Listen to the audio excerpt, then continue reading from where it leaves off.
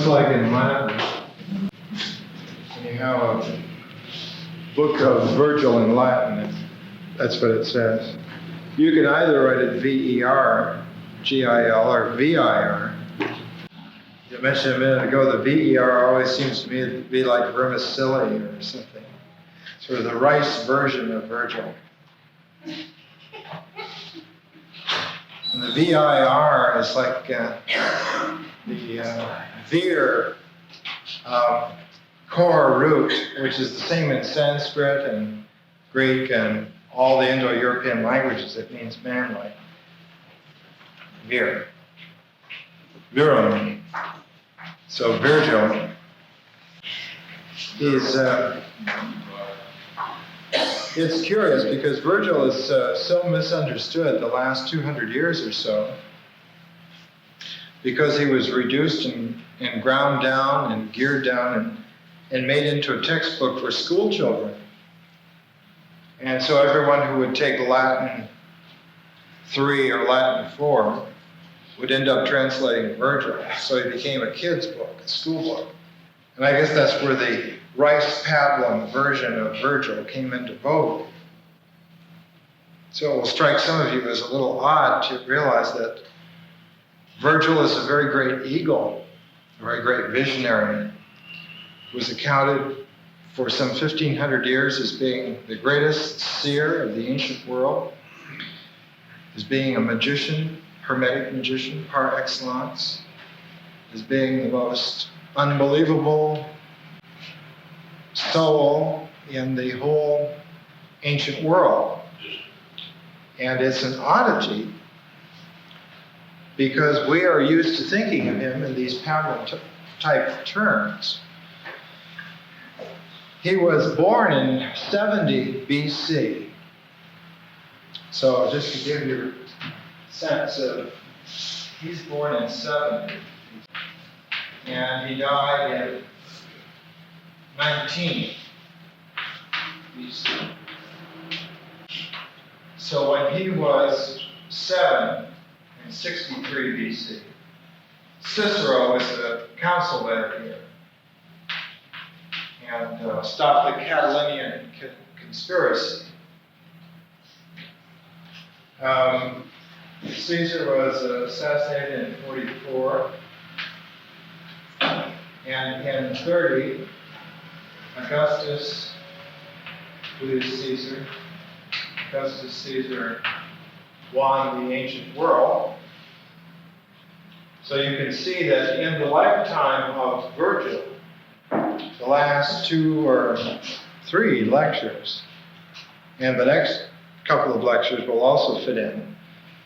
This is the formative crucible in which Western civilization was formed. We often study the Greeks.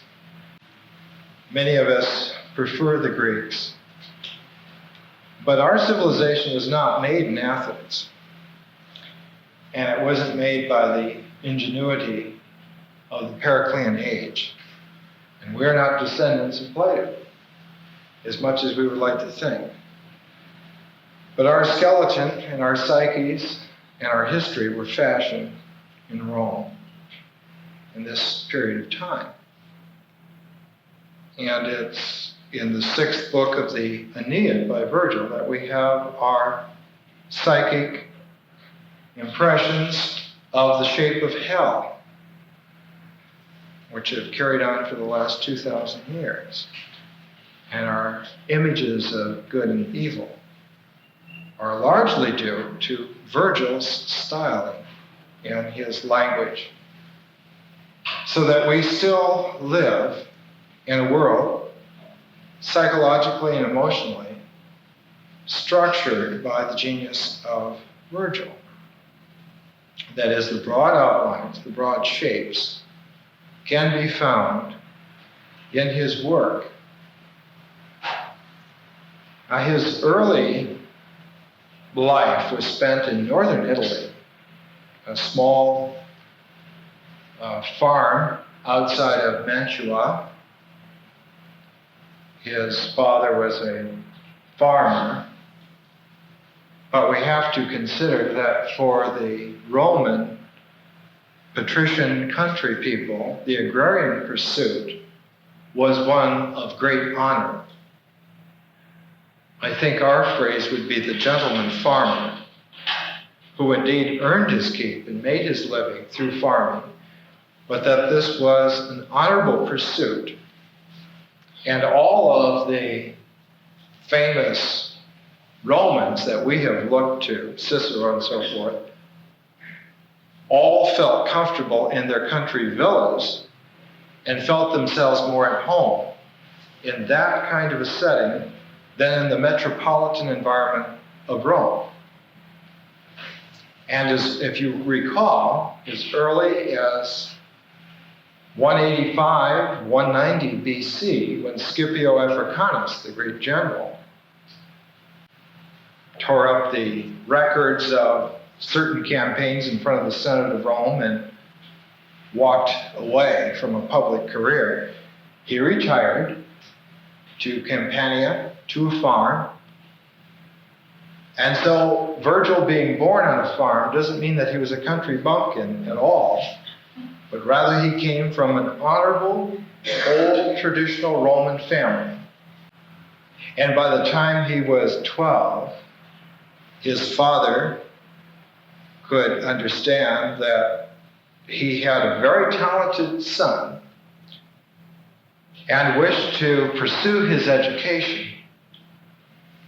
And at this time, the educational system in the Roman world and ours today mirrors it very much the same way. The problems that we have with our minds are problems that were familiar to Virgil's time. Their defects and lacunae are due to the educational system rather than anything inherent in human nature. They can be corrected. And it takes a firm hand to restructure education. The main point being is that one was educated in that time in terms of rhetoric rather than reality. You were taught to be able to speak and think on your feet because you were going into a career in law. And through law, you would go through the various hierarchies of sitting as a judge, as a quaestor, and move on up the line and then move into the Senate of Rome if you were lucky.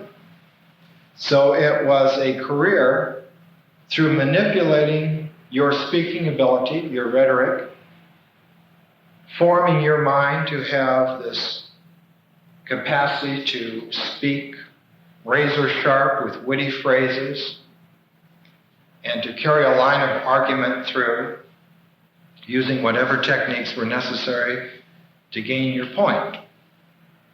And so the education of that day was all geared to this, to producing the kind of mentality that could function in this rhetorical environment. And very little attention was paid to what we would call everyday life, much less what we would call natural life and depth. And I suppose they didn't even think of the fact that there might be a spiritual life hidden in the vast throes of the universe. But Virgil, fortunately, was not schooled in Rome. He was up in northern Italy, and his father took him personally to the next little town called Cremona. And for a year or so, he took instruction there and was being prepared to be what we would call a lawyer today, pre-law, reading certain texts and so forth. He was taken from Cremona after a year or so to Milan. Milano, still a very small town at this time. And then, at the young age of about 17 or so, he was taken to Rome. And when he arrived in Rome, Virgil already had made several attempts at writing poetry. He had already had in himself the kinds of visions which we would associate with a religious personality rather than a literary personality. And certainly he had already stepped way beyond the bounds of what a rhetorical frame of reference would offer him in terms of enticements of position and finance and fame and social position and personal power and all these other inducements that lead the human spirit astray from its career and destiny.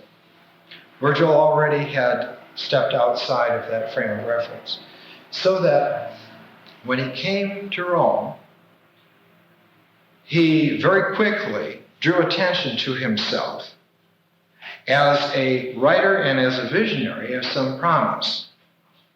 And because he came from an area of old Italy, which still had circulating in the ethnic makeup of the background up there, the old Etruscan roots, he was befriended by a literate Etruscan circle in Rome, the leader of which was a certain man named Maecenas.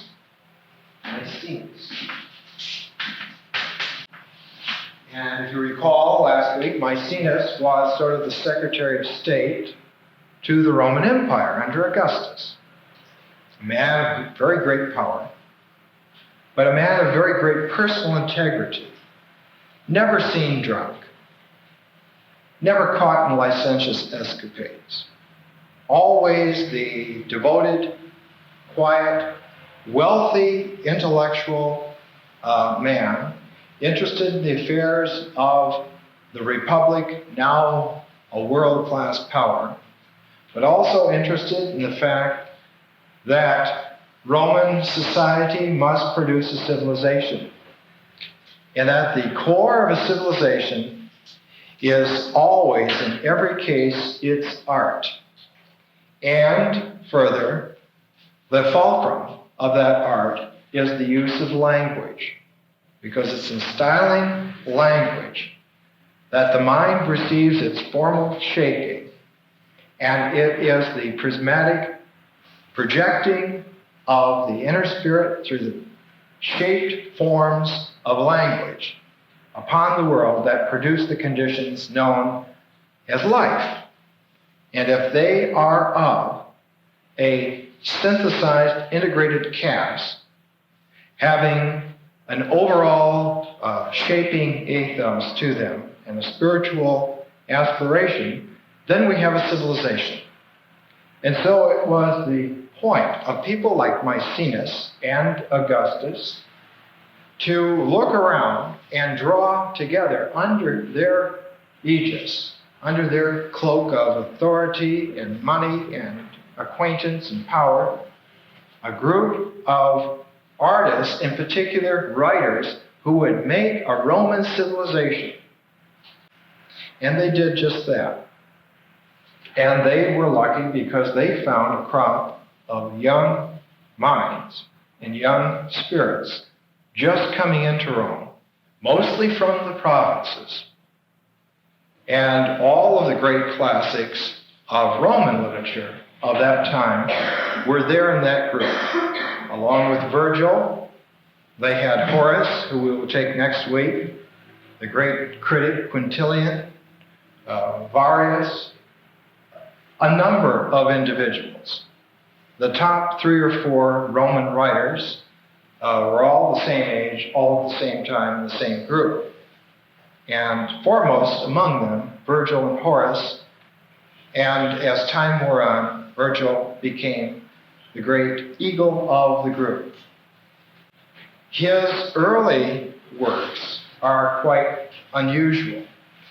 I'll just give you some of the names and some of the material because you normally don't find them around. First little work is called the Series. Actually, before that, there was a work called the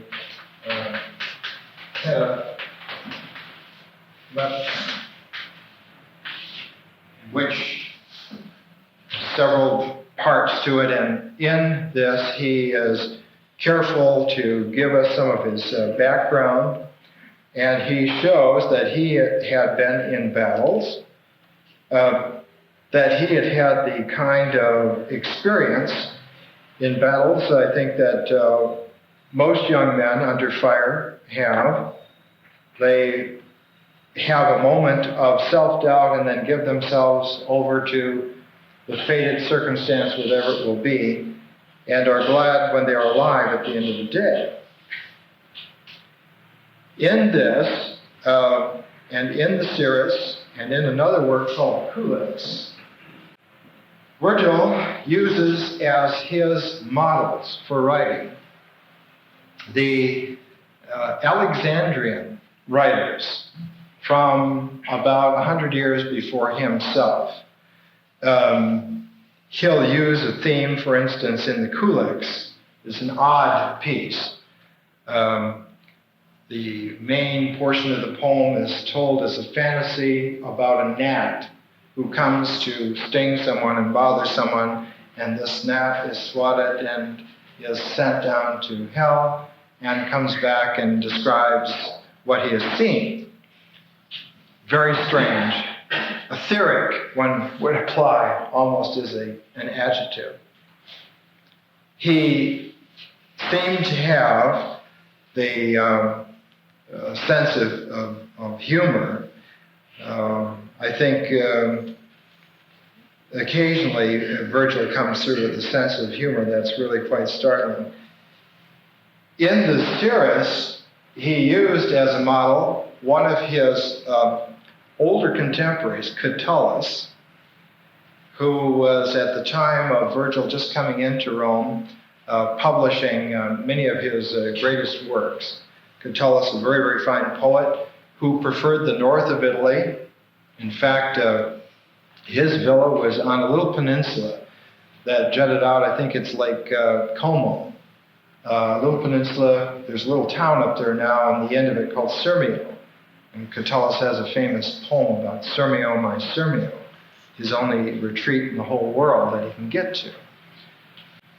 In the Cirrus, Virgil used Catullus, and he used a kind of a geometric pattern in the poem where it built up into a pyramid, sort of a pyramid with unequal steps, so that the verses accrued into a shape, literally on the page, as well as in meaning. It was a great mind, playing and toying with form. Playing and toying as he had done in the Culex with fantasy, retrospectives, odd views, odd perspectives. And all of these early works were suddenly overshadowed by a series of 10 poems that he finished in 41 BC. And they're called variously the bucolics, but actually they should be called the eclogues. The eclogues. And the 10 eclogues, sometimes they're called in translation the pastorals also. They take as their model an Alexandrian writer named Theocritus. And if you've been attending these lectures, especially the one on Ptolemaic Alexandria, Saturday last, you remember that Theocritus wrote in a form that he calls idols. And there are 15 of these idols of Theocritus. And Virgil used Theocritus' idols, the pastoral mode and genre, as his pattern. But as he was writing the eclogues, his sense of form and his sense of incredible perspective seemed to mature to a point to where he was able to write in the fourth eclogue what became one of the most prophetic works in world history. And the fourth eclogue of Virgil was accounted legitimate by the Christian church for many, many centuries, more than 1,400 years, as being a legitimate vision of the coming of Christ before the event happened. And so, because of this vision in the fourth eclogue, Virgil was accorded an unusual place. Yes, he was a pagan. He lived before Jesus. He died in 19 BC. But because of his incredible religious candor, I think we should use the Latin term here. Pietas. Let's use candor and pietas. These characterize the tone of Virgil. And in this tone, because he had had this tremendous vision of the coming of a world Savior as a little child, that it was in his lifetime, somewhere very soon, to dawn. And he writes here, for instance, and this is kind of a prosaic translation, but it's the best that I could find to carry the tone of what 14 centuries of Western thought felt about Virgil's fourth eclogue. It's called the Messianic eclogue. He writes, and this is in translation, "Muses to whom Sicilian shepherds sang, teach me a loftier strain. The hazel grove and lowly tamarisk will not always please. If still the wild, free woodland note be heard, our woodland song must suit a council's ear." In other words, yes, he's still writing pastorals, but he has in his spirit now the melody and the theme of something very vast and very important. And if it's a pastoral, it must be a pastoral of vast woodland spaces now, not a simple grove. And then the wonderful, startling line, "Lo, the last age of Cumai's seer has come. Ultima Cumai uinit iem carminis aetus." Lo, the last age of Cumai's seer has come. Again, the great millennial aeon dawns. Once more, the hallowed maid appears. Once more, kind Saturn reigns, and from high heaven descends the firstborn child of promise. And in this, Virgil is alluding to the fact, as I mentioned last week with Augustus, that there were all sorts of ways of keeping track of time and history and events that had all come to a crunch and a focus in this time. And Virgil, being one of the brightest stars, if not the brightest star, in that whole horizon of intelligence and sensibility, already in the fourth eclogue, at the age of 28 or 29 years old, is saying that in terms of this great wheel of history, we have come round full circle to an ending and a beginning. And that this ending and this beginning have their prophetic record all the way through, back through history and time. And that in terms of his acquaintance, in his world, the central seer vision of all this is the Sibyl at Cumai. Cumai, a little town on the coast down around Naples, on the Bay of Naples. But specifically, Cumai is a cave at the foot of a cliff. And we'll come back to Cumai because we'll see it. And I found a book on divination, which has a couple of photographs of the cave at Cumai. This is the great rock cliff. Cumai is at the bottom of it. You can look at this at your leisure. It's in the PRS library. This tremendous cliff, the cave below. And then photographs of the interior of the cave. And this was not found until the 1920s, the late 1920s. These photographs taken in the 1930s, I believe, because no one had remembered exactly where it was after the fall of the classical age. The Sibyl, S-I-B, the Sibyl at Cuma, was the single most powerful prophetic voice in ancient Italy, occupied a position which was the same as the Delphic oracle in the Greek world. So that the Sibyl at Cuma gave out prophetic utterances that were kept on record. And the way they were kept on record is that they were inscribed on leaves off trees. And the utterances were inscribed as they came out, so that they had the kind of ordering that we would expect from the deepest recesses of the spiritual mind, from the deepest archetypal dream world up through the Sibyl, and given in that order, but were then just stacked in the open, so that the slightest breeze or whisper from the outside world that came in would scatter these and leave this litter of tangled prophecy on the floor.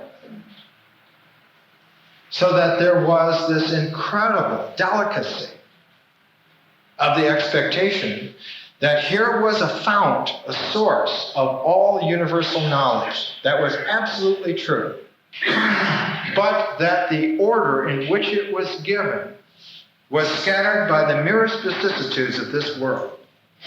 And so one had this incredible image that if one could somehow get to this source intact without having the external world confuse it, one would have the truth. And Virgil, when he got a little sick of the deceit at Rome and the rhetorical world, left Rome and made a beeline for the Bay of Naples and lived there the rest of his life, right next to Cumae, right next to the oracle. Because like some great honing in beacon of his spirit, he knew that his place was next to one of those sacred tripods on one of those rents that went down to the very basis of all revealed reality. That was where he should be. In the fourth eclogue, then, we have the first indication. And later on in that eclogue, and I'll quickly move off it, he writes, "New wars shall rise, and Troy renewed shall see another great Achilles leap to land. At last, when stronger years have made thee man, the voyager will cease to vex the sea, nor ships of pine wood longer serve in traffic, for every fruit shall grow in every land." So, up and on to this fulfillment, speed the world's fortune, draw the living thread. So already around 40 BC, 41 BC, Virgil had the vision, central unifying vision,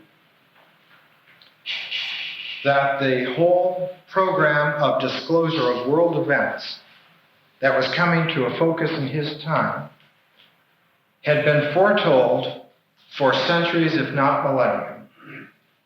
That he was living in the crowning ultimate time, and that somehow the key, the thread, the golden thread through all this, was the fact that language styled into shapes that would allow the interior energies to come out and be broadcast to the world in an order could come from a Sibyl, but they were just tenuous then to the vicissitudes of life, or they could come to some crowning intelligence and sensibility who could keep them into a shape some great tree of a spirit whose leaves had not fallen and were still intact and could receive the entirety of the envisioning whole in himself and record it intact, in shape, complete, and so give to the world something which hadn't been seen for 1,000 years, a comprehensive shape for man's true nature and purpose in an epic. And the last man to have ever done that was Homer, who had done it so long before that there were great arguments as to whether it was 800 years, 900 years, 1,000 years before. This, of course, hits directly upon the sore problem that was inherited by Rome from the Alexandrian Hellenistic world. And if you recall, the Hellenistic argument some 300 years before between Callimachus, the great librarian of the library at Alexandria, and Apollonius of Rhodes, who had been a librarian there, was just over this very question: could there be epics again? And the conclusion was that epics belonged to a primitive, primordial world that had nothing to do with the ultimate sophistication of metropolitan life, and that there should be no more epics. There should just be these wonderful lyrics and elegies and satires and plays. Forms like this, forms small enough that one could enjoy as a cultured human being in an afternoon. But an epic, something that might take weeks to recite in a concentration, why, there were not people, much less artists, capable of doing this. And yes, there had been various writers who had attempted large works and had attempted to write for various wealthy individuals pseudo-Homeric long poems, but they were not really epics. Sort of the large 1,000-page novels of our time, that sort of thing. But not anywhere near the quality of realization that seemed so early here in his life to have possessed Virgil. This impossible possible dream. As once Wallace Stevens, one of the America's great poets, wrote, there still exists the impossible possible philosopher's man, the man who in 1,000,000 diamonds sums us up. And so Virgil had this tremendous desire then to hone himself and prepare himself. So having finished the eclogues, he began a series of poems called the Georgics. Georgics. And ostensibly, on the surface, they have to do with farming. The fourth Georgic has to do with bee raising. Virgil's dad was raising bees. He knew a lot about bees. These are the ostensible exterior purposes. But in the Georgics, one finds again and again the kinds of hints that he was perhaps toying with some areas of life that hadn't been thought of seriously for quite some time. This is the old John Dryden translation of Virgil's Georgics. Let's try a little bit of this and see what happens here. It's interesting to see. What about the Georgics? When Augustus Caesar, when Octavian became Augustus Caesar, returned from Alexandria, having cemented the world empire of Rome together, at least tentatively, under his grasp in Egypt, and began enforcing the Pax Romana. And he came back to Italy. He stayed for a month on the Bay of Naples at a resort. And who else but our dear friend and poet, Virgil, stayed with him the whole month, reciting the Georgics to him patiently, day after day. They talking together, eating together.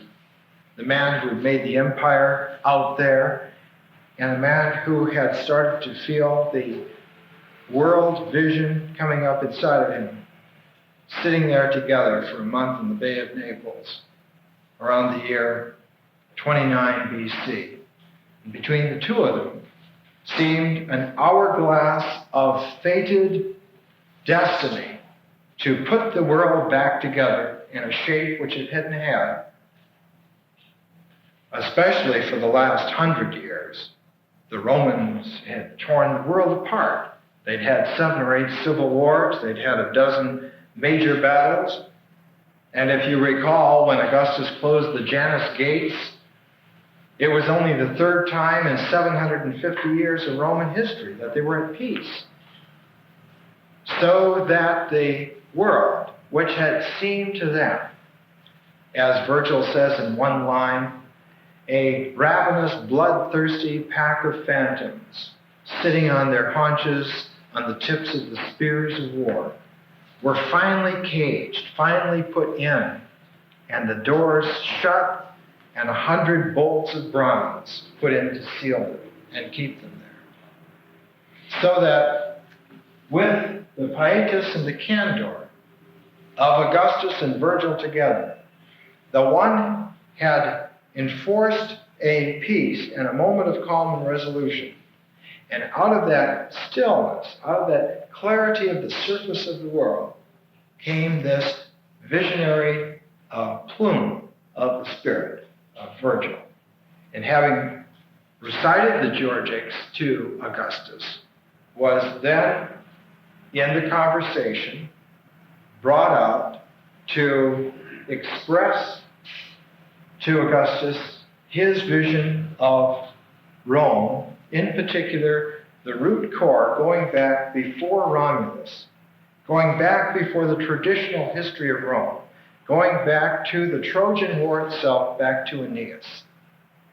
And so it was, having delivered his proof of artistic authenticity in the Georgics to Augustus personally, recited it in person. Augustus then commissioned him as a royal commission to write the great epic of the Roman Republic Empire, and left him there in the Bay of Naples for the rest of his life to work on this and compose this.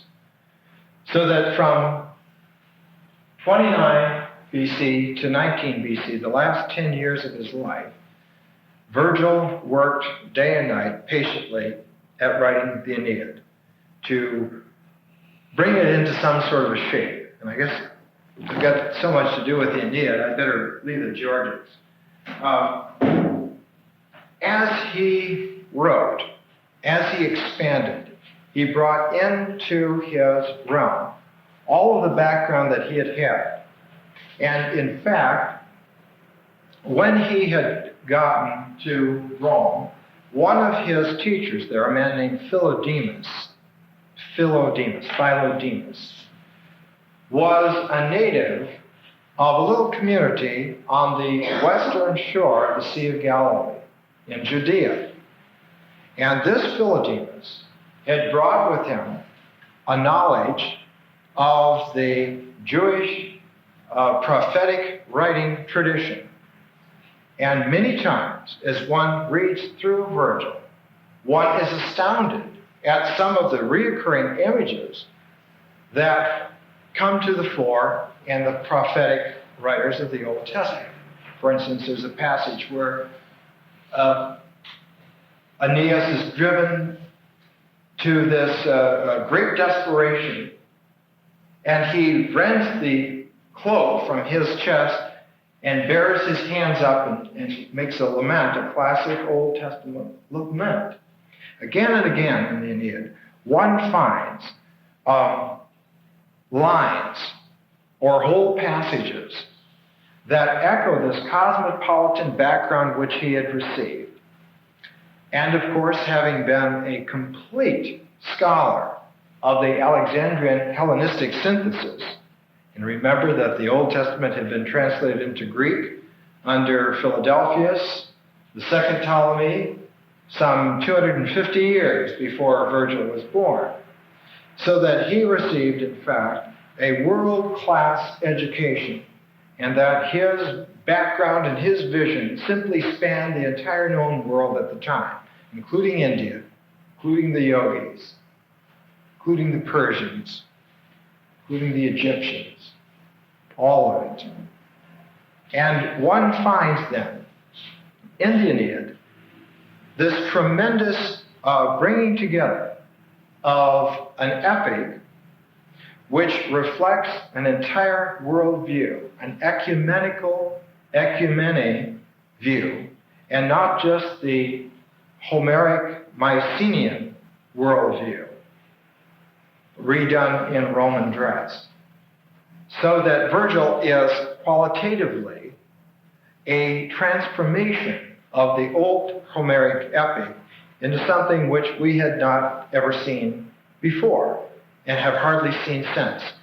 We find Virgil is, in fact, the creator of a genre which we can only call a civilized epic. That is to say, that his work does not come out of folk tradition. His are not the refined refrains of folk songs and Aesopic type tales knit together beautifully into an epic tapestry. But his is a cosmopolitan learning, and his form, the Aeneid, is a fount of world civilization, all of it integrated and brought to one whole. So exacting was his concern that this be done right. His sense of pietas distinguished Virgil among his contemporaries. He was always singled out as the most trustworthy person that anyone could ever have met. Even as a young man in northern Italy, as a man in Rome, as a man in Naples, all the classical sources that refer to him always emphasize the fact that Virgil was one of these dedicated workers. He was like a priest for whom his work was the liturgy, and everything had to be polished to the nth degree. He finished the Aeneid and decided that in order to polish it, to give it this final integrative touch, that he would need 3 years. And because of the tremendous psychological and spiritual vibration that had accrued to him through this long life and through this 10 years of intense activity, he felt the only place that he could go to polish the Aeneid, to bring it to a sheen, was Athens. And so he left Naples and journeyed to Athens, Greece. And when he was there, Augustus met him, and they had another meeting. And he recited books 2, 4, and 6 of the Aeneid to Augustus. And Augustus assured him that in order to have the right situation, the right vibes on the total work, he should return back to Rome. And so Virgil agreed that instead of polishing it in Athens, he would polish it in Rome.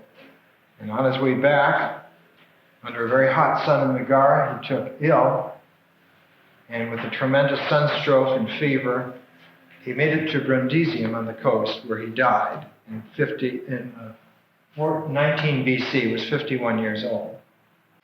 He died at Brundisium, and his body was brought overland to Naples, and his tomb is in Naples, and was a major religious monument for 1,500 years or more. It was a place of pilgrimage. If they could have, they would have made Virgil a saint of the early church. He was born a generation too soon, but he was nevertheless singled out as the most saintly man of the ancient world.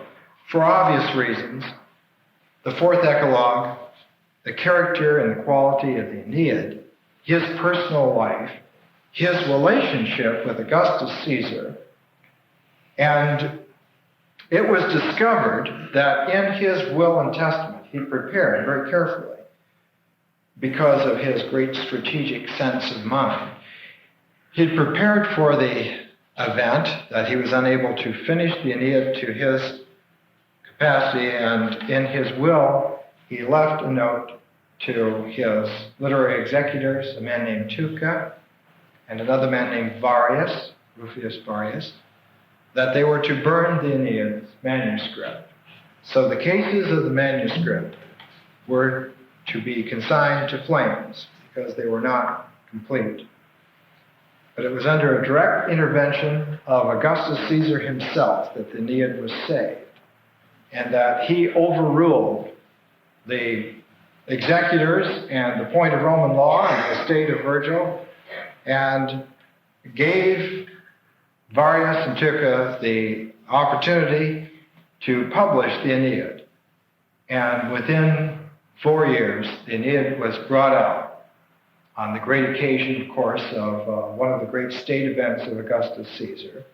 And from the day that it was published and brought out, it was, without any doubt, the most major work of the ancient world.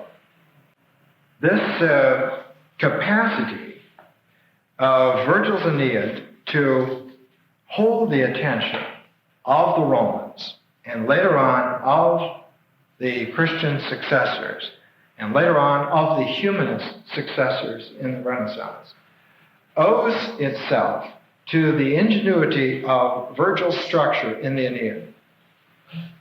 And just to give you briefly some mental way of comporting to this enormous work, the Aeneid has 12 books in it. The first 6 books, or the first half of the Aeneid, are a transformation of Homer's Odyssey. And the second half of the Aeneid, the next 6 books, are his transformation of Homer's Iliad.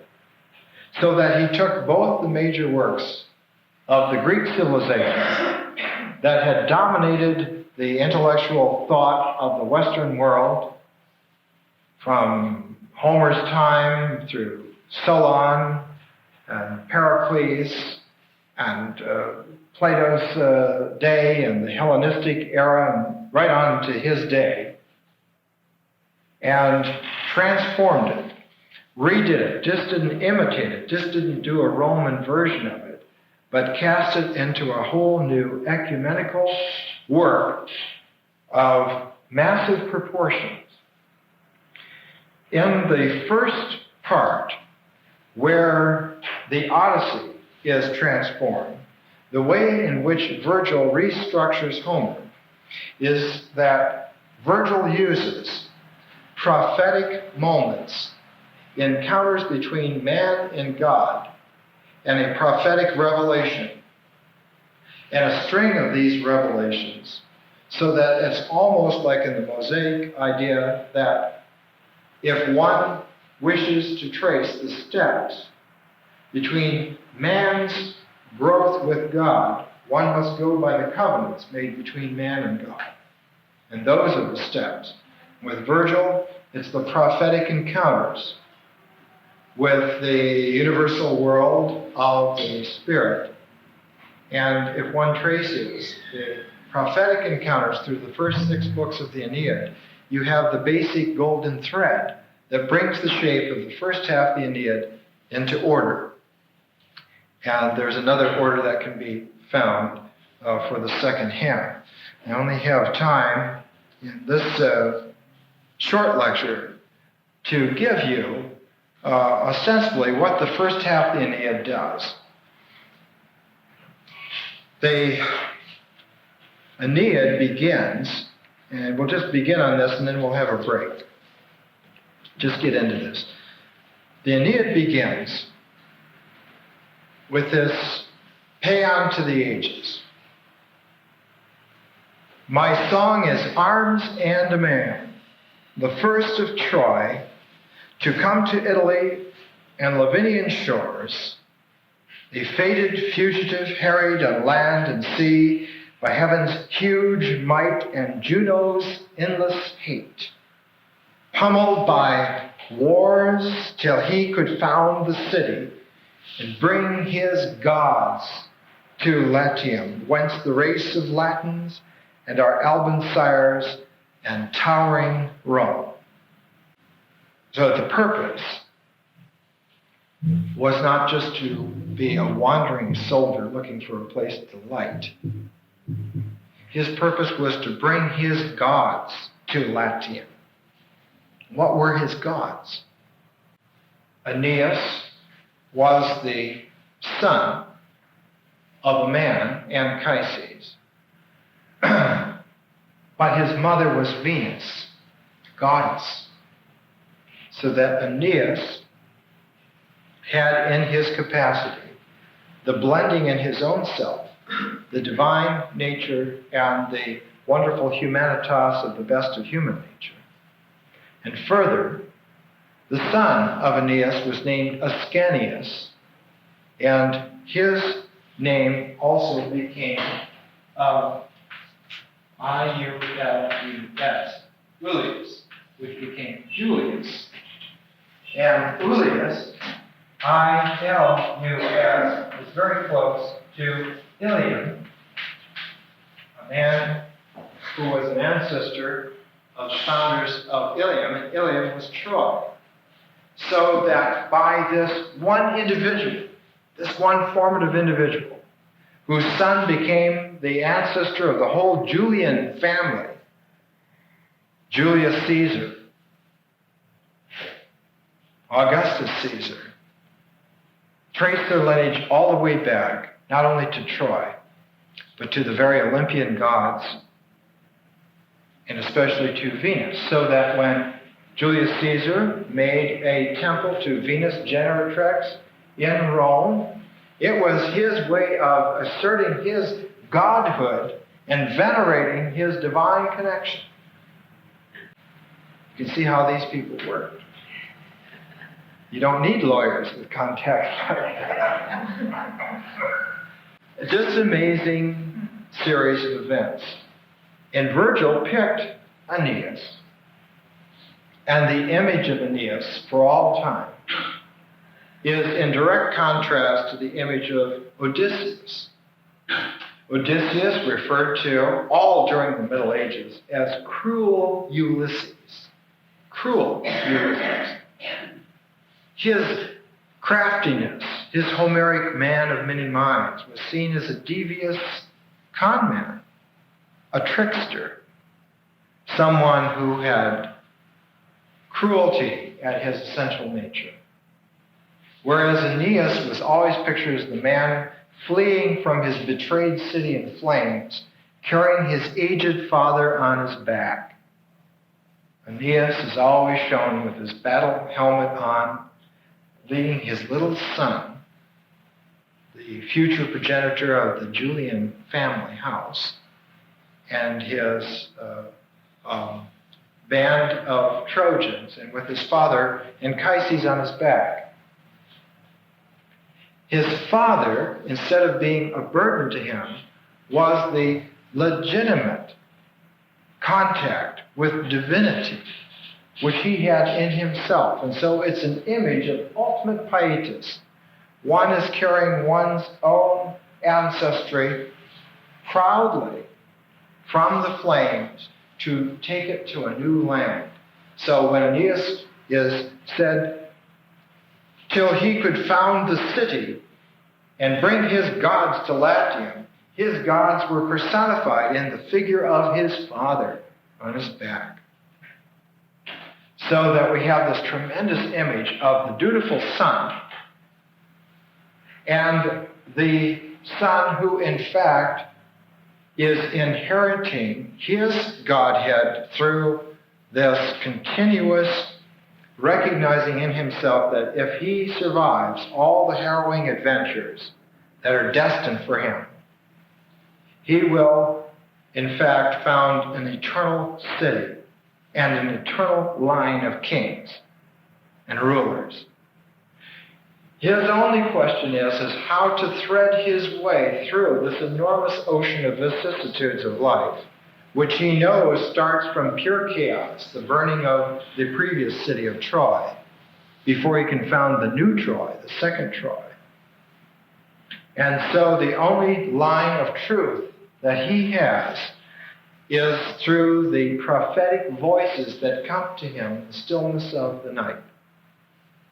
And they come to him because he has this God capacity in himself. And it's alive and alert. And as long as he keeps it intact, he will be able to trace his way by prophetic contacts and utterances through an endless, as Virgil says, distant shore beyond distant shore, trackless wastes almost without end. So we have the image of this great hero, who is a hero not because of his valor of arms, but because he has the prophetic voice alive inside of him, and he can hear truthfully what it says and follow its ways. And all along the ways, of course, he is met with adventures like Ulysses is met with, of demons and monsters in various guises. He is also met with a beautiful woman, Dido, the queen of Carthage. He also is, like Ulysses, able to go down to hell itself, to the land of the dead, there to find one last contact which he needs. Because his father has died, he goes to hell to find his father's shade, to hear the last prophecy, so that there's no mistake. And he will even brave hell itself to keep the inner contact alive within himself.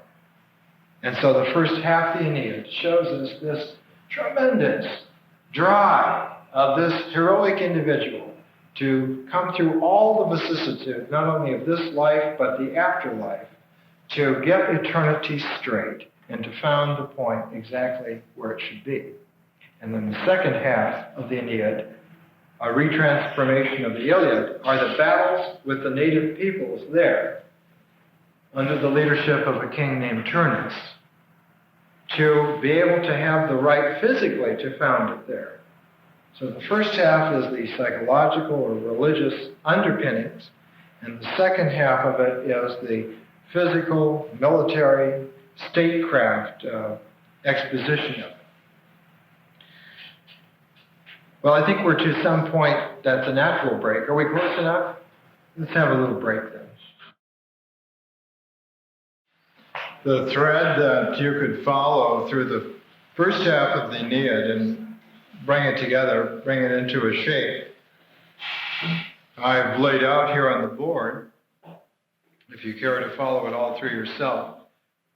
This would take the entire first half of the Aeneid and show you the steps, the joints, by which the spiritual unity of the first half of the Aeneid moves and has its dynamic and has its meaningful form.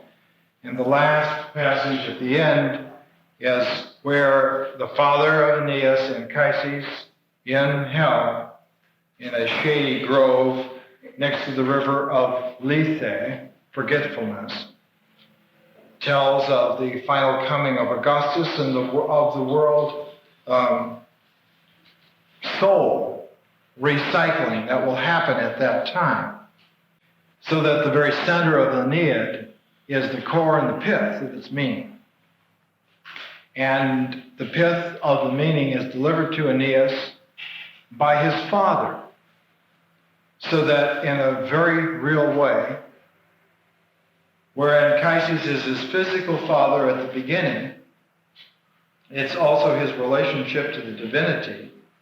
At the end of the first half of the Aeneid, right at the fulcrum of its whole shape, balanced on that point, the father, as a deceased spirit from the other world, gives to Aeneas the final view of history, which he will not live to see, but which his own son, Ascanius or Ulysses, will found, and how it will finally, through all the vicissitudes of time and the universe, because Aeneas, under the great envisioning of Virgil, is privy to the order of things.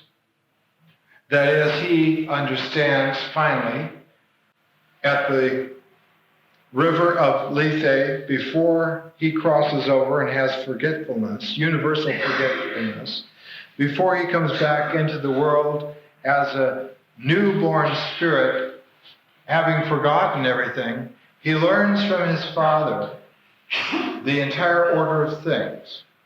And this, of course, is a worldview which held at the time. It is styled in terms of philosophic history as the Epicurean worldview. That is, the science of their day was due to the philosopher Epicurus, and in the form of the great writing by Lucretius. Lucretius wrote De Rerum Natura, and there's a wonderful translation of that from the University of Indiana Press. The way things are. De Rerum Natura. The way things are. The ways of nature, the ordering of nature. In other words, the universal scientific view of the world of its time, complete and exacting.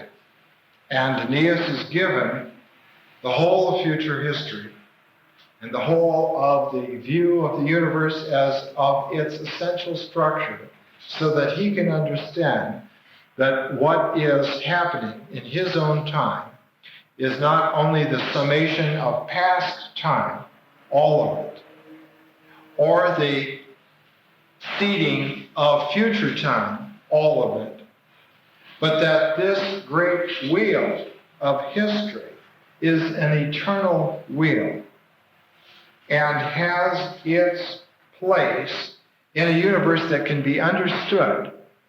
And so Aeneas is given a very primordial moment. At the fulcrum of the epic, he is shown the fulcrum of the universe as it works in all of its complications and as it spins its way out in terms of human history. The first of this prophetic golden thread happens around line 254, and the very first words tell you what quality of meaning Virgil is aiming at. He says, the universal Father turned on her the smile of peace that brings a clear, calm day. The universal Father. He bent and kissed his daughter, then he spoke. And of course, this is Venus, called Cytherea here, one of her names. He bent and kissed his daughter, then he spoke. No fear, Cytherea, your people's fate remains unchanged. You'll see the city and promised walls of Lavinium. You shall carry to heaven's high stars, Aeneas, the great and good.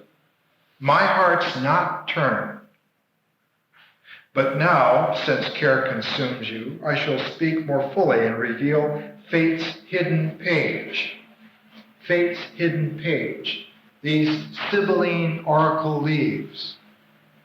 These leaves of the Old Testament scripture. These oracular writings and so forth. You know, they had collected in the time of Sulla, when he became the first great dictator around 82 BC. He collected all the writings of the oracles. There were many, besides just the Cumaean oracle. And had them placed in the temple of Jupiter Capitolinus, Jupiter Maximus. And they were burned by Vandals when the Sullian dictatorship fell. And as soon as the tragedy was discovered, they reinstituted the temple and sent out to all the various oracular sites throughout the Roman world to bring more of these sacred writings and oracles. And of course, there weren't too many left. And in Virgil's time, these oracular writings were held to be on the level of what we would call scripture. They were sacred writings. They were even sacred writings to the early church. At the end of this course, the last lecture, as you get through to it, you will see how Constantine brought this worldview, this Roman Empire as it had become, and the spiritual understanding of what it had meant and had come to be, and turned it into the Christian church. And the secretary of Constantine at the Council of Nicaea was Eusebius, who wrote several times of the wonderful Sibylline oracles that had been guiding stars for man before the Christ had come, and were to be admitted as canonical level envisionings. And so Virgil is dealing here with the root core of the tradition which became largely the Western tradition. So, and he has, in the words of the Universal Father, counseling his daughter Venus, whose child Aeneas is now moving on the page of history to set the seed which will grow to that empire which Augustus will found and inherit. And Virgil will be there to record it. He says, "But now, since care consumes you, I shall speak more fully and reveal fate's hidden page."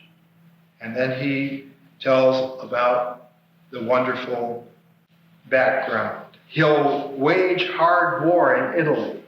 Savage tribes he must defeat and give them towns and laws. But once the Rutilians are pacified, the Latins shall know him king 3 seasons full. Aeneas will be king for 3 years before he dies. Then young Ascanius, whom we name Julius. Ilias he was in Ilium's royal day. That is, that's who he was then. Shall hold the throne while the long months roll round through 30 years. And then the kings of Alba Longa will be descended from him. And who will his ancestor be? Of noble Trojan line shall spring a Caesar.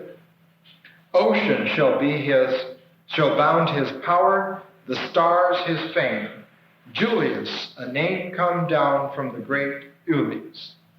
So Virgil is writing this in about 25 BC about an event that had happened 1200 BC, which was going to come to pass in his own time, which he had seen around 50 BC.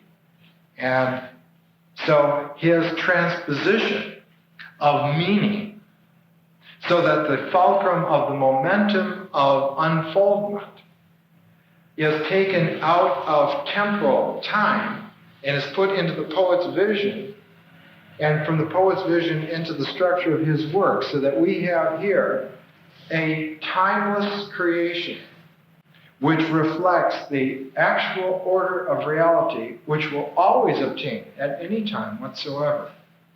And these leaves won't blow in the wind. They will be there as long as comprehension holds it firm in the hand of intelligence and reads it right, straight through. So that's where it begins. Book 1, line 254. Then in Book 2, line 318, the next link, the second step in the prophetic series, is Apollo. We move from Jove, from Jupiter, to Apollo.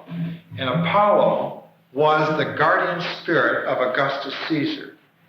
He built a special temple to Apollo, just as Julius Caesar had built a special temple to Venus, Venus Genitrix.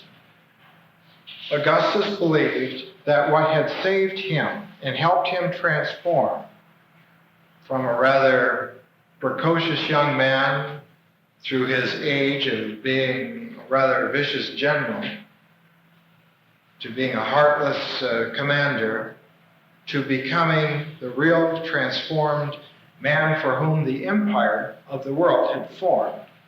His saving grace had been the guardian spirit of Apollo, who had come to him. So Virgil puts in the Aeneid that the second step from the universal Father in the prophetic line was Apollo through a priest named Panthus.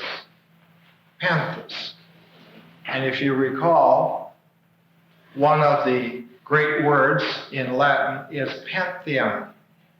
And one of the greatest buildings in ancient Rome, one of the largest buildings of all time, was the Pantheon, whose only light came from a circle that was open to the heavens up above. The light of the sun, Phoebus Apollo, whose chariot is the sun. So that Panthus in the Aeneid is that original, and he's the second step from the universal Father. Book 2. But here came Panthus, escaping from Greek spears. Panthus, priest of Apollo on Castle Hill, arms full of holy things and beaten gods, trailed by his grandson, panicking toward the gates. Panthus, how do we stand? What have we gained? He cut me off and answered with a groan. Dardania's end, her scapeless hour has come. Trojan and Troy, we've had our day, our power, our glory. A heartless Jove has handled all to the Greeks. Our city is ashes, Greece is Lord, and so on. The words of Panthus and God's holy will sent me towards flames and fighting, where Mars roared his challenge and battle cries rose up to heaven. And so other companions joined Aeneas. And then lines following 679, when all is crashing down and the chaos becomes almost unbearable. And of course, this is also what had happened to the Roman world. The preceding 100 years, the entire world was shredded and torn apart. All was chaos. No one was able to count on anything until Augustus had brought the Pax Romana and had caged ruthless war. So the third, while thus she pled and fled the house with sobs, wondered to tell a miracle occurred. There in our arms, before his parents' eyes, Julius's little cap right at its peak seemed to shed light. A harmless flame licked down to touch his hair and play about his brow.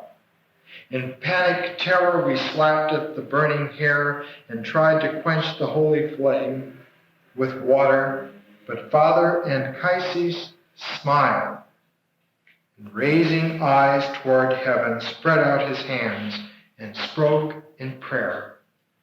Almighty God, if any prayer can bend you, look down and for our merit grant just this, a sign, Father, confirm this omen for us. Scarce had he spoken when with sudden crash came thunder on the left down the dark sky. A meteor fell in a burst of sparks and flame, and we watched it glide high over roof and hall, so bright, then bury itself in Ida's woods, its path marked clear. Behind it furrow and line shed light and left a smoking reek of sulfur. My father, Anchises, now was certain. He turned toward heaven, hailed Godhead, and adored the holy star. No hesitation now. Lead on, I'll follow, God of my fathers. Just like the Old Testament, God of my fathers. Oh, save my house and line. Yours was that sign. Yours will embrace Troy. I yield my son. I'll gladly share your way.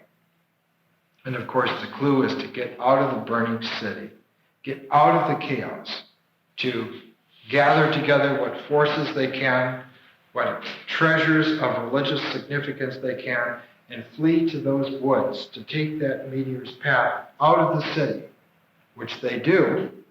And of course, go out and they go far enough away from Troy so they're beyond the Greek lines of reconnaissance. And there they build the ships, and there they leave to seek this promised land, which is promised to them. It is a promised land. So in Book 3, and all this, incidentally, is being related in retrospect by Aeneas before Dido's court, so that there are worlds within worlds in the Aeneid. And in Book 3, in line 18, we have Venus. I offered prayer to Venus and to all gods who bless new ventures, and for heaven's high king. I thought to slaughter a white bull by the shore. Nearby was a mound, so happened. A dogwood tree grew on its top, and myrtle thick with thorns.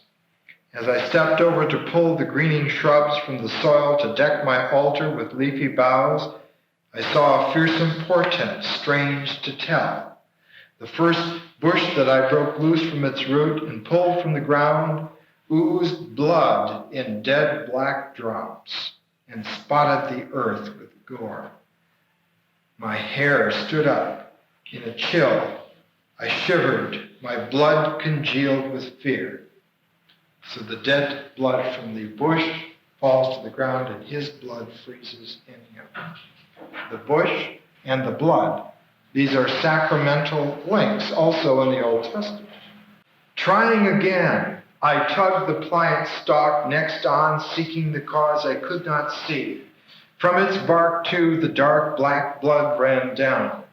Puzzled, I muttered prayers to the rural nymphs and to Mars, the Father, who rules the Getic plains. Oh, bless this sign. May it rest light upon us. I attacked a third stalk then. Down on my knees, I pulled and worked and battled with the sand.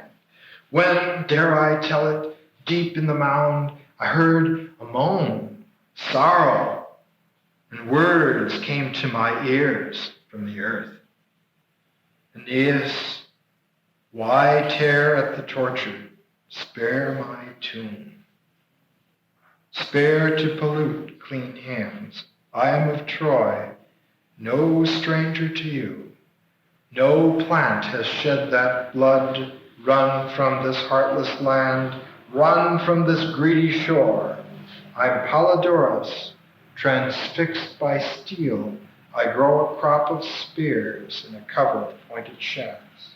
And then Aeneas, in his terror, realizes that the land that they have come to is not for them. It was not the land in the vision. And they're sent off again. And he wonders, where can we go? Where is my guide? Where is my key? And then Apollo comes back. I prayed the god in a temple of molded stone. Apollo, grant us a home, great walls to the weary, a city to last, a bloodline. Save this second Troy. These few that Achilles and Greece have spared. Who will guide us, and where? Where shall we settle? Grant, Father, a sign. Come and possess our hearts. And of course, this kind of mantic, plaintive note, the opening up of oneself to the influx of the Godhead, well-known priest-like function, which Aeneas now begins to take upon himself, is seriously. He is no longer just the warrior. He is the religious seer of the inner spirit, and he's ready to listen. And Apollo comes to him. One day, and then a second passed, then breezes called to our canvas. A southerly swelled our sails. I went to our prophet and prince and thus inquired, Scion of Troy, God's prophet, who sensed the will of Phoebus in tripod and laurel, who know the stars and the speech of birds, and the word of winged flight, who know the stars, the universal pattern, who can read augury in the flight of birds, and who knows winged words, words of the Spirit, how to shape them and how to give the meaning tone in the shape of language so that universal intelligence has its play. God's prophet, who sensed the will of Phoebus, Apollo, in tripod and laurel. Tripods are the sacrificial burners. The laurel, of course, the wreath, and also that which decorates and incenses. In tripod and laurel, who know the stars and the speech of birds and the word of winged flight, tell me, for all sound prophecy foretells travel, and heaven's universal will bids me seek Italy and her far-off lands. And so he goes into this tremendous vision where Apollo tells him that it is Italy that he must go to. And there are many vicissitudes. And in this, he is to be undaunted. I'm going to have to skip some of this. So I'll skip over here the fact that one of the major episodes that tries to stop Aeneas is the Trojans go to Carthage. They find themselves in Carthage, which is ruled by Queen Dido, who has listened to this tale of Aeneas, who falls in love with him and wants him to stay with her, but who is surprised when Aeneas says, "No, I have no place here." And she says, "I am this beautiful queen. I have an empire. How can you turn me down?" And Aeneas, of course, has by this time learned the religious law of wandering in this world with the guiding star of the Spirit and not to be tempted by any of the tangential ways that would be offered, but to follow the guiding star inside. And so, of course, the great rancor from Dido when she realizes she's being spurned for a mere vision. The man simply has an idea, she thinks. He simply has an idea that doesn't include me. This sort of thing. And so, she wants to kill him. She wants to rail against him. And let's see how does Virgil give it here. This would be interesting. I don't know if I can read all this. She goes into such a rage and a tantrum that she wants to practice witchcraft against him. And she begins collecting sacrificial animals because she senses that he has a religious vision, so she'll break his religious vision. So she begins to make the accoutrements for this, and as she's doing this, and Aeneas is on board his ships, he thinks he's going to be able to just sail off in the morning. Dido is preparing this tremendous vengeant witchcraft for him. And so in this dream, Aeneas is asleep on the deck of his ship, and the soft winds are blowing at night. And in this dream, for the very first time in literature, Mercury comes as a hermetic messenger to a living person to show him the way. And this is the first appearance in literature of the old Hermetic spirit, which we now know in its development as the Hermetic tradition. Mercurius, the divine messenger, the divine guide. And he comes to Aeneas. And it runs something like this. Let's see, we want to get to book 4 and 573. Aeneas knew he would go. On his tall ship, his preparations made, he took his rest. In his dreams, a godly form appeared again, just as before, and seemed to warn once more.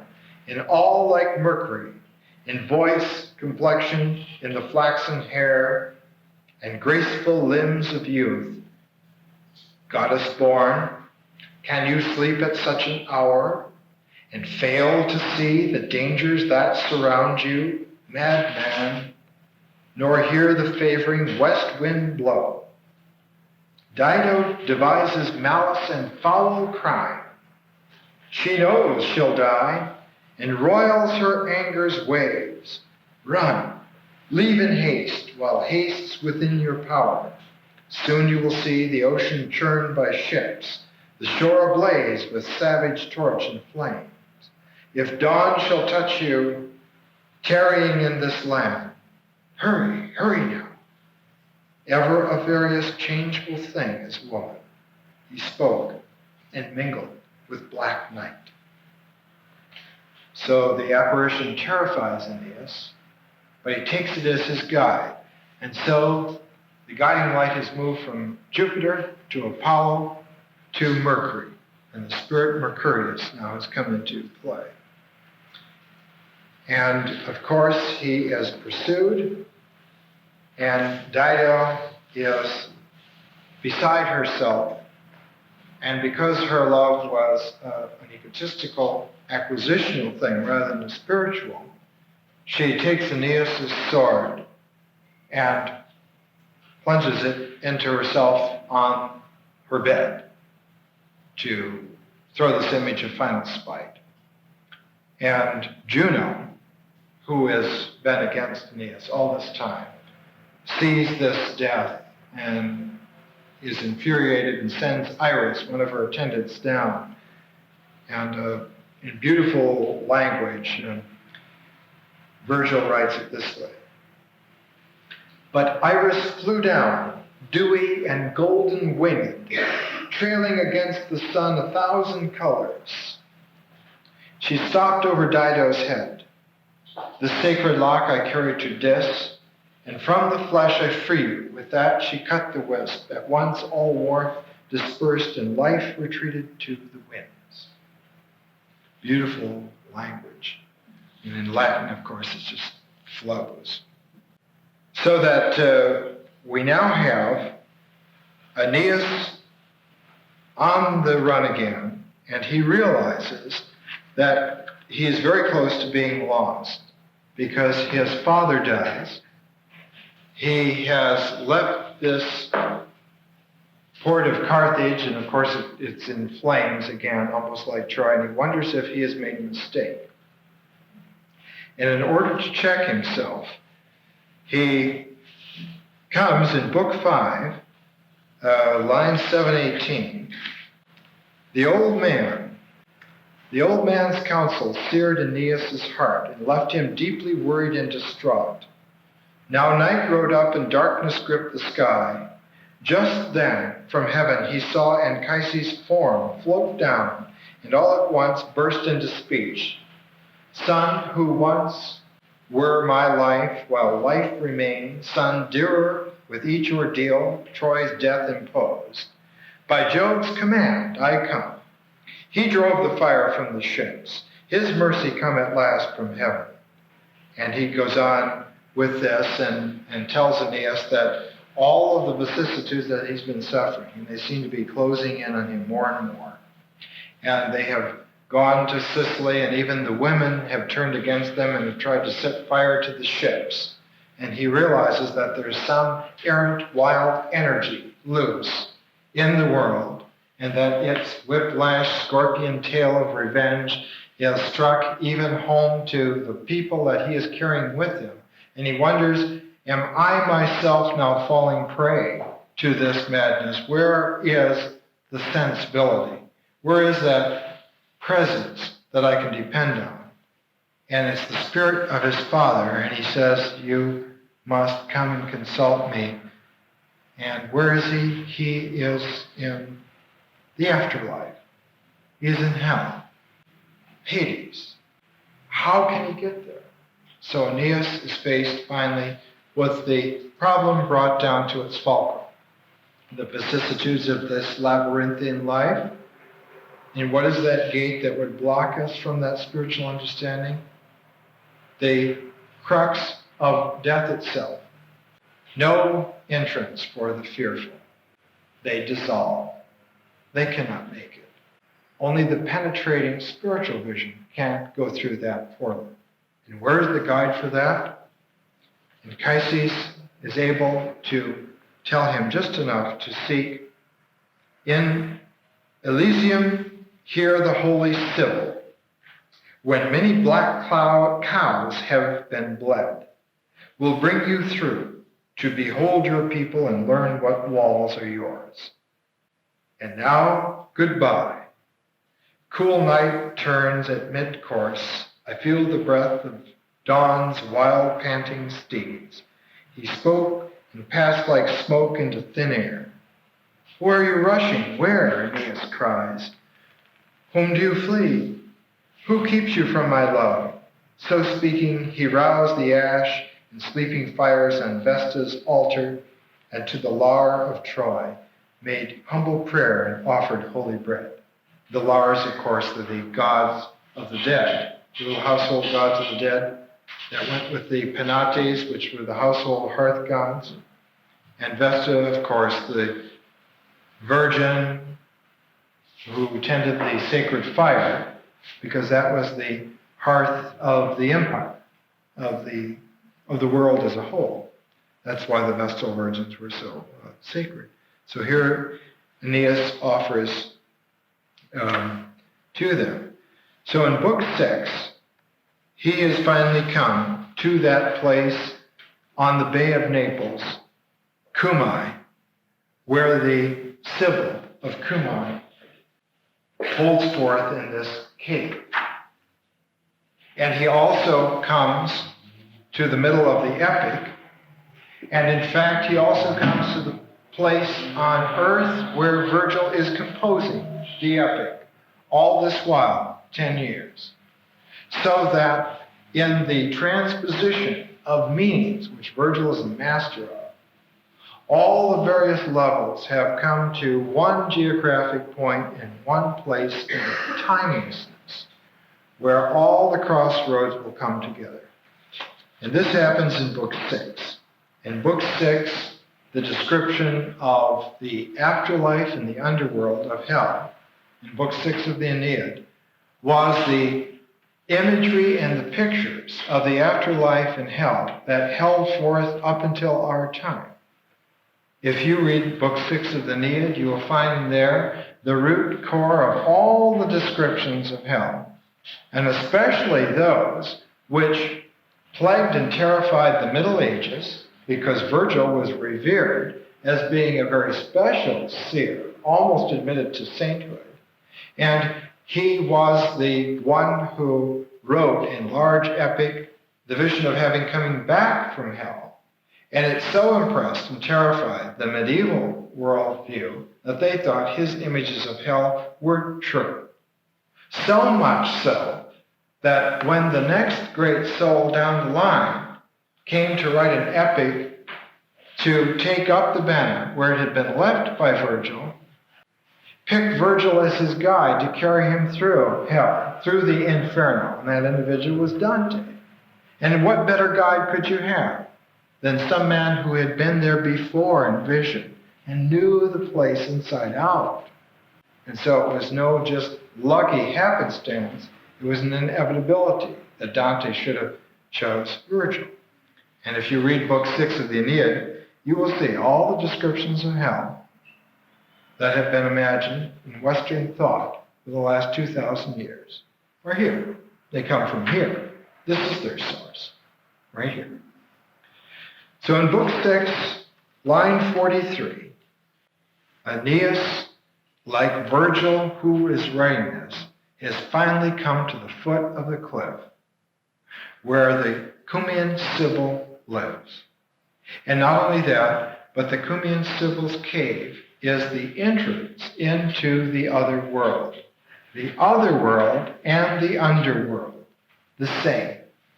And so both levels and both meaningfulnesses coalesce now, and in a clear montage as one goes down one also goes out into the world of all meanings beyond the evident illusions that we normally would base our lives on. He wrote, "From Kumai's cliff was hewn a monstrous cave, with 100 gaping mouths and 100 doors, whence poured out 100 words, the Sibyl's answers. As they entered, the priestess cried, 'Now hear your dooms. 'Tis the hour, behold my God.'" In other words, she greets everyone with this, and this is like a universal warning. Now hear your doom, your doom. Now is the hour, behold my gods. And as she spoke, there at the door her face and color changed. Her hair fell in a tangle. She choked, she gasped, her heart swelled wild and savage. She seemed to grow and utter inhuman sounds, as on her breathed the power of God. "Trojan," she cried, "you lag, you, Aeneas, you lag at prayers. No other power can blast agape these temple doors." She spoke no further word, though hardened Trojan hearts ran shock and chill. Aeneas was roused to pray, because in fact Aeneas has learned how to pray. He has indeed learned how to keep his prophetic inner self together. And so he meets the Kumai and Sibyl's challenge to pass these gates and goes into prayer. And with his pietas and his candor, she is surprised at his capacity. And her hag-like veil before the gates of hell becomes transparent to him, and he is able to pierce through and proceed. And he proceeds for the first time. And of course, you can imagine that this was a tremendous metaphor to the early church.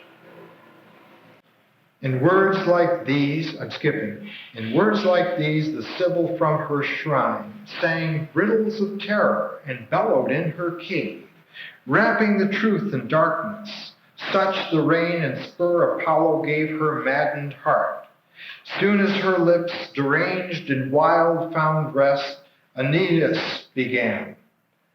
"Lady, no face of peril will strike me strange, or rise up unforetold.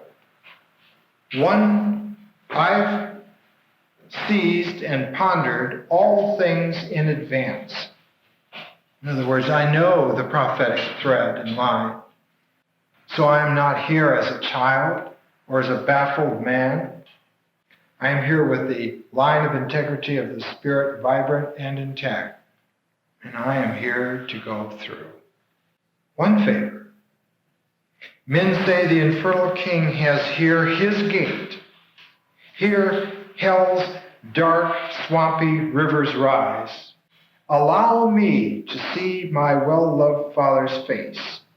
Show me the way. Spread wide the holy doors. Through flames and thousand flying spears, I saved him on these shoulders, with enemies all around. He shared the route through all those seas with me and bore the threats of ocean and of sky. More than the old and ill have strength to bear. And he goes on, and his final statement at the end of all this, because he is showing her through his pietas and his candor and his inner spirit intact, that he's not coming with a sword. He's coming with a religious, spiritual, piercing view. And ends, "I too am of Jove's line." In other words, I have divinity in me too, and I know it. And so, with his petition, in this way, the Sibyl of Cumae cannot bar him anymore. And Aeneas is admitted. And he goes in. He goes into hell. And in book 6, he finally wends his way down through hell, and the descriptions are terrible. All of the descriptions of hell, which we have inherited through the Middle Ages and the Renaissance and so forth, all come from Aeneas, all come from Virgil, and they're there, and you can read them, and it's a catalog of terrifying visions and levels and realms and who knows. And finally he comes and he says, deep in a grassy valley stood the souls mustered for life on earth. With eye alert, Anchises surveyed them, checking off the roll of all his cherished line. His sons, their luck, their destinies, their works and ways. But when across the fields he saw Aeneas coming, he stretched out both his hands for joy. Tears washed his cheeks. Words tumbled from his lips. You've come at last.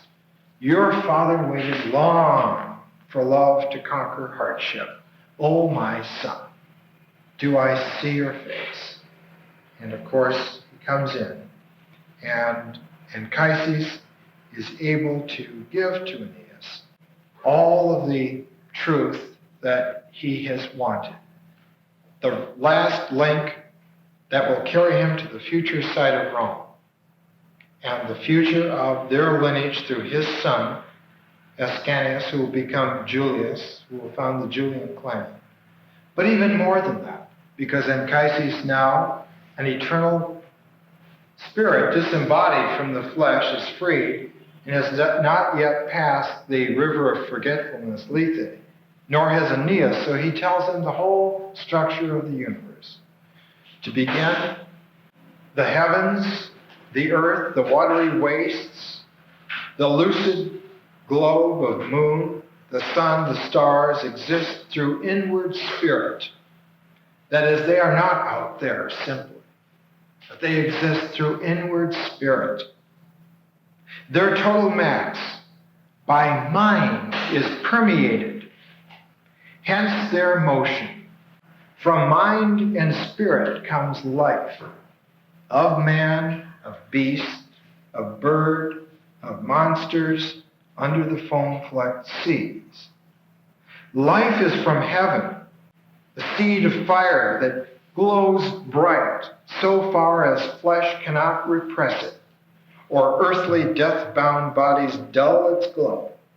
From flesh come fear, desire, pain, and joy. Its pitch-dark prison blinds us to the light. And even on that last day when life departs, not all are evil, all the body's foul corruption leaves us, deep ingrained in ways past comprehension. Much has hardened fast. Our souls then suffer pain and pay the price for wrongs done years before. Some like a cloak laid off to hang to the winds. Some lose their stains by flood and swirl, or cautery of fire. We suffer, each our ghostly selves, then pass some few to gain Elysium's fields of joy. The years go by. Time makes his cycle just. Our hardened filth is sloughed. Intelligence pure as of heaven is left, and breath and fire.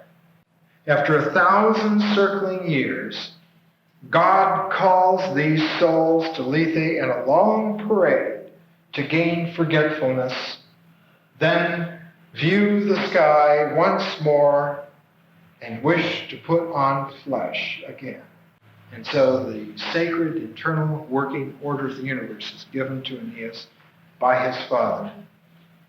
And the final prophecy in Book 6 is when he says that finally, here comes your family, your Roman children, Caesar and all the sons of Julius who will come beneath the vault of heaven. Here is the man you've heard so often promised, the final man in this whole cycle of time. There he is, Augustus, son of Godhead, he'll rebuild a golden age in Latium. Golden, that is to say the four ages, the gold, silver, the bronze, the iron. And at the end of the Iron Age, iron, that when the literal iron spears have filled men so that they are planted in the ground and they're growing steel, like that poor Polydeuces back at the beginning of the Aeneid, moaning to Aeneas under the ground, and now Aeneas is under the very ground of all, and is seeing it all, and he sees that that age of iron is coming to an end. And what comes after it but the whole new cycle of another golden age dawning, with Augustus, the one who's bringing it into view, and of course Virgil, the poet, seer, expressing it full. And here it is, Augustus, son of Godhead, he'll rebuild a golden age in Latium, land where once Saturn was king. Past India, past the philosophies of India, past the Moor, he'll spread his rule to zones beyond the stars, beyond the ecliptic, where Atlas carries heaven and bears on his back the spinning star-tricked wheel. Even against Augustus' event, even now, God's oracles have panicked eastern steppes and roiled the outlets of the seven-twined Nile. Not even Hercules crossed so much land to shoot the bronze-hoofed hind, or bring back peace to Erymanthian groves or frightened Lerna, nor Bacchus when he drove his tiger team with vines for reins and glory down from Nicaea, and still we hesitate to fight and win, or fear to make our stand in Italy.